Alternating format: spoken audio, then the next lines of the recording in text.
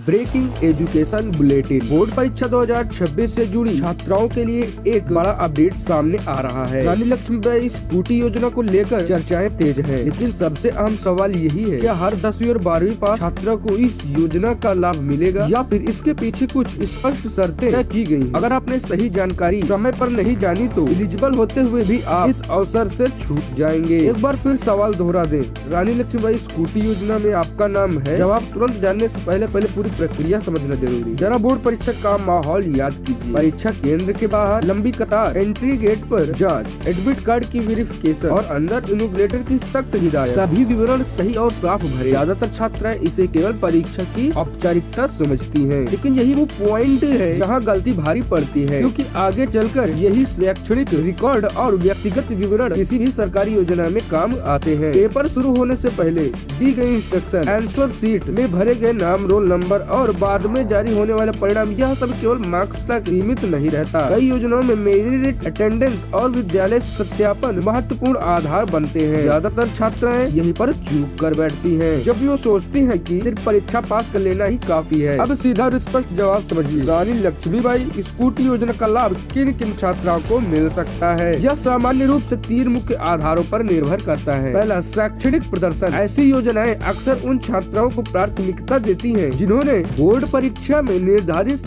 स्तर से ऊपर अंक प्राप्त किए हों या जिन्होंने अच्छे परिणामों के साथ उत्तीर्ण किया हो। इसलिए परीक्षा के दौरान गंभीरता और मेहनत बेहद महत्वपूर्ण हो जाती है। दूसरा, पात्रता और शर्तें। इसमें पारिवारिक आय, विद्यालय के प्रमाणित रिकॉर्ड, नियमित उपस्थिति और अन्य आवश्यक दस्तावेज शामिल हो सकते हैं। यही वो जगह है जहाँ छोटी सी लापरवाही भविष्य का लाभ रोक सकती है। अधूरी जानकारी या गलत दस्तावेज कई बार योग्य छात्राओं को सूची से बाहर कर देते हैं। तीसरा, समय पर प्रक्रिया पूरी करना। कई बार योजना का लाभ पाने के लिए निर्धारित समय पंजीकरण, सत्यापन या अन्य औपचारिकताएं पूरी करनी होती हैं। जो छात्राएं स्कूल नोटिस, आधिकारिक सूचना और शिक्षा विभाग के अपडेट्स पर नजर रखती हैं, वही सही समय पर कदम उठा पाती हैं। ध्यान रहे, अलग अलग राज्यों में और बोर्ड की प्रक्रिया अलग हो सकती है, इसलिए किसी भी सूचना पर भरोसा करने से पहले अपने विद्यालय या अधिकृत स्रोत से पुष्टि करना जरूरी है। अफवाह के आधार पर निर्णय लेना नुकसानदेह हो सकता है। अंत में स्पष्ट संदेश, यह योजना एक बड़ा अवसर हो सकती है, लेकिन इसका लाभ वही छात्र छात्राएं प्राप्त कर सकेंगे जो जागरूक है, सतर्क हैं और नियमों के प्रति गंभीर है। घबराने की जरूरत नहीं है, लेकिन जानकारी से दूर रहना भी ठीक नहीं है। याद रखिए, अगर आप अवेयर हैं तो सेफ है। ऐसी जानकारी को सबसे पहले पाने के लिए और स्टडी से रिलेटेड टिप्स एंड ट्रिक्स को सबसे पहले पाने के लिए हमारे चैनल को सब्सक्राइब जरूर करें। तो चलिए, जय हिंद। लेकिन जाने से पहले सब्सक्राइब जरूर करें हमारे चैनल को।